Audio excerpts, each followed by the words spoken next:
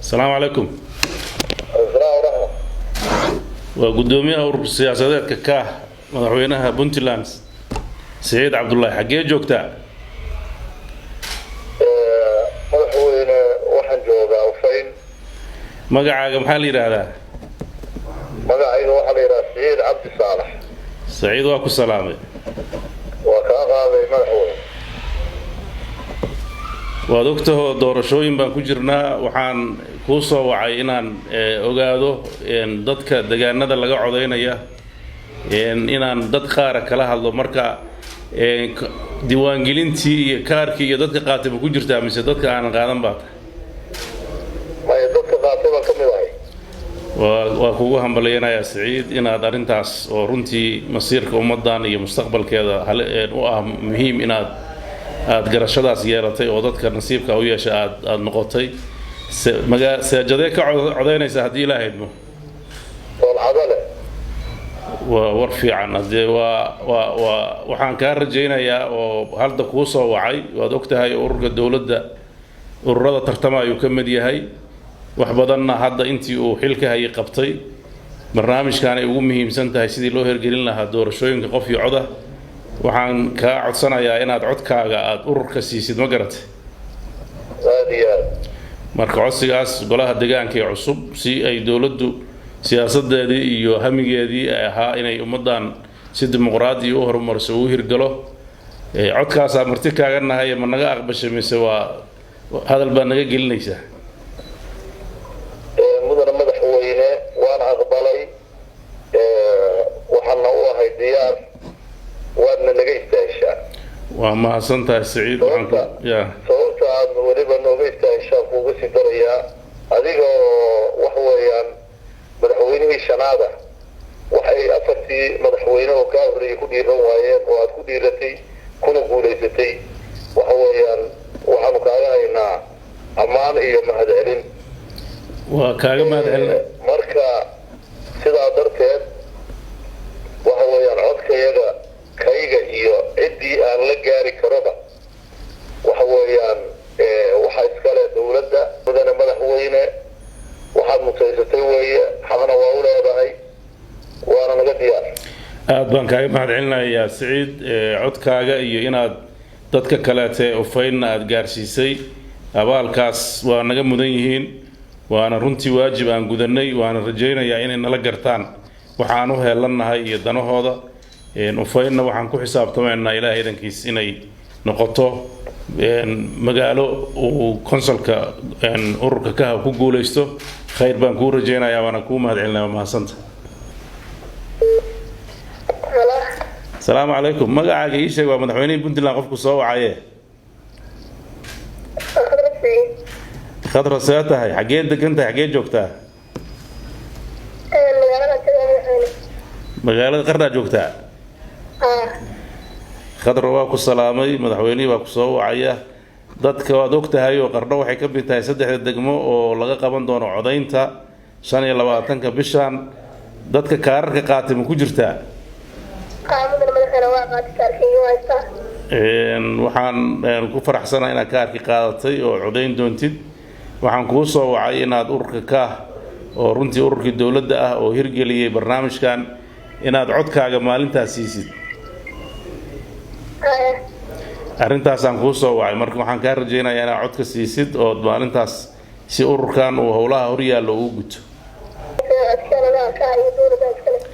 khadra aad baa u mahadsan tahay waxaan ka rajaynaynaa dadka kale oo faraha badan inaad ku dhiirigelisid in ay u codeeyaan golaha deegaanka ee Qardho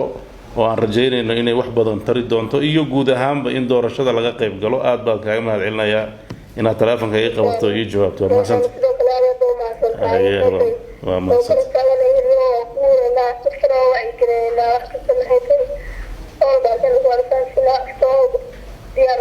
hayaad baa mahadsantahay khadra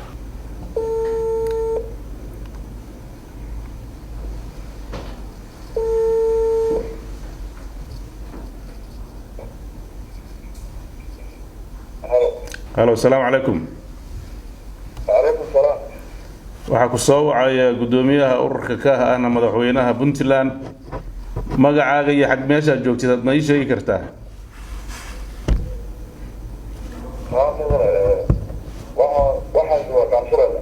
waa gartay magacaaga maxaa la yidhaahdaa cabdinaasir dadka kaararka qaatay oo biri 25 codaynaya ma ku jirtaa waa khayr weeye aad baad u mahadsan tahay waxaan filayaa kaamshabeelle dadkii magaaladan markay duruufuhu adag ka dhaceen koonfurta soo aaday baad ka mid tahay soo maaha aad baan kaaga mahad celinayaa magaaladee markii hore deganaan jirtay intaadan qarno degin qalaaf waa mahadsan tahay waxaan kaa rabnaa waad ogtahay oo dee xaq dastuuri oo aad leedihiin laakiin maqnaa oo keliga aan ka maqnayn Soomaaliya oo dhan ka maqnaa oo aan qof codeeyaba uusan jiri jirin ayaa dawladda Puntland bilowday dalka iyo dadkana waa la wadaagaa idinkuna dadka hadda reer Qardhood baa tahay maadaama halka aad degan tahay kaarkina aad qaadatay aad codeynaysid hadda waxaan ka rajaynayaa inaad ururka ka oo arintaas hirgeliyay inaad codkaaga siisid ayaan ka codsanayaa ma garat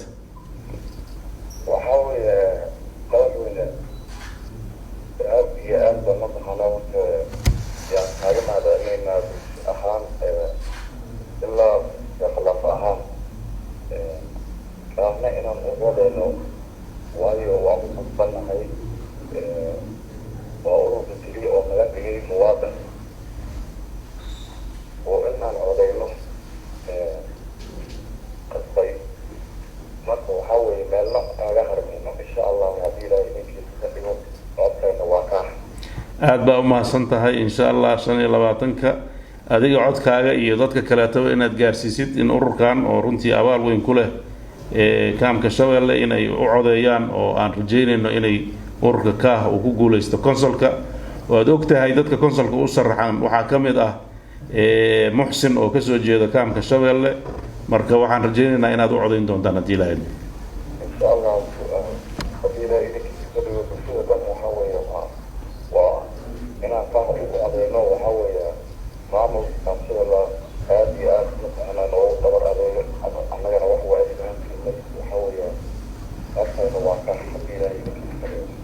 aad baa u mahadsantahay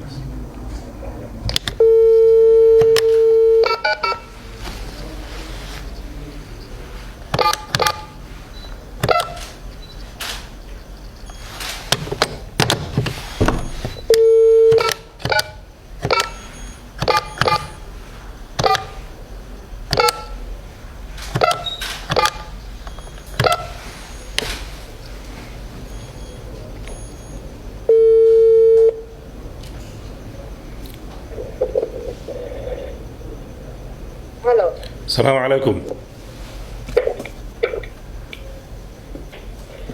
هلا. ما مغليسا. ما شاء الله. madaxweynaha Puntland ahna gudoomiyaha urur siyaasadeedka ka waxaan ka soo wacaya magaalada Qardho xagee joogtaa degmada ay baa jooga magacaaga maxaa la yiraahdaa Xabiiba Ahmed Jaamac Xabiiba miyaa Xabiiba waa ku salaamay waxaan ku soo wacay waxaad ogtahay in lagu jiro ololihii doorashooyinka saddexda degmo oo ayna ka mid tahay waxaan ku soo wacay in maalinta 25ka oo aan rajaynayo in doorashadu dhacdo inaan hubsado bal horta inaad tahay dadka kaararka qaatay oo codka bixinaya iyo dadka aanan ku baraarugin oo qaadan mid aad kala tahay madaxweynaha uu kaararkii waa qaadanay maanta waa diiwaangelinay waana qaadanay waana haysanaa waana codeynayna haddii alla insha Allah waxaan u codeynaa ururka ka aan dooranay dalkay mustaqbalkay ay tinkayga loogu jiro waa mahadsan tahay Xabiibo inaad kaarkina qaadatay codeynaysid codkan inaad codeysid waa tallaabada koowaad oo muhiimka u ah dawladda Puntland iyo shacabkeeda ay rabaan inay xaqiijiyaan in ay doorasho qof iyo cod ah oo ka bilaabato golayaasha deegaanka inay dhacdo marka ayl iyo kamida saddexda degmo ee nasiibka u helay hordhaca doorashada inaad qayb ka ahaatay inaad kaarkii qaadatay codeynaysid waliba waxaan rabaa inaan ka codsado inaad ururka u cadeysid laakiin waxaaba garatay inaad ka codeynaysid waxaan hadda kaa codsanayaa inaa inta kaleetana ku baraarujisid inay ururka ka u codeeyaan si hamigii iyo qorshayaashii dowladda ay u hirgalaan haddii ilaahay idmo